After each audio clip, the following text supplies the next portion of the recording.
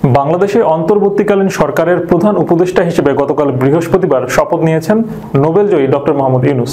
অন্তর্বর্তীকালীন নতুন এই সরকারের শপথ গ্রহণের পরই নিজেদের প্রতিক্রিয়া জানিয়েছে যুক্তরাষ্ট্র। দেশটি বলেছে, ডক্টর ইউনূসের নেতৃত্বাধীন অন্তর্বর্তীকালীন সরকারের সঙ্গে ইতোমধ্যেই তাদের যোগাযোগ হয়েছে। এছাড়া অন্তর্বর্তী সরকার বাংলাদেশের জনগণের জন্য গণতান্ত্রিক ভবিষ্যৎ নির্ধারণ করবে বলে নিজেদের চাওয়ার কথাও সরকারকে জানিয়ে দিয়েছেন ওয়াশিংটন। একই সঙ্গে সাম্প্রতিক সহিংসতা বন্ধের জন্য ডক্টর ইউনূসকে আহ্বানকে যুক্তরাষ্ট্র স্বাগত জানিয়েছে।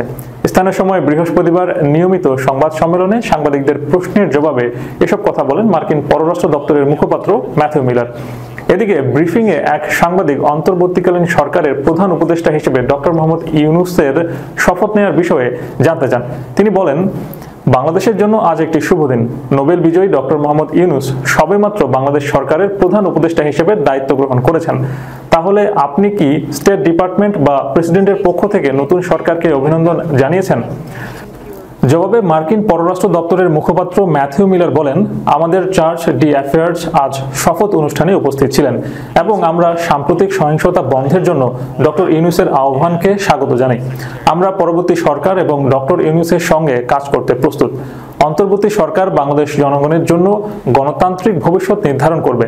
এর আগে এক সাংবাদিক বাংলাদেশের অন্তর্বর্তীকালীন সরকারের সঙ্গে যোগাযোগ নিয়ে জানতে চান। তিনি বলেন, বাংলাদেশের অন্তর্বর্তীকালীন নেতা হিসেবে আজ শপথ নিলেন মোহাম্মদ ইউনূস।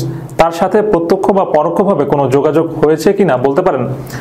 জবাবে মিলার বলেন, অন্তর্বর্তী সরকারের সাথে যোগাযোগ করা হয়েছে এবং আমাদের চার্জ ডি অ্যাফেয়ার্স আজ তার শপথ অনুষ্ঠানে উপস্থিত ছিলেন। আমি জানি না শপথ গ্রহণের অনুষ্ঠানে তিনি তার সাথে কথা বলেছেন কিনা, তবে তিনি সেখানে উপস্থিত ছিলেন।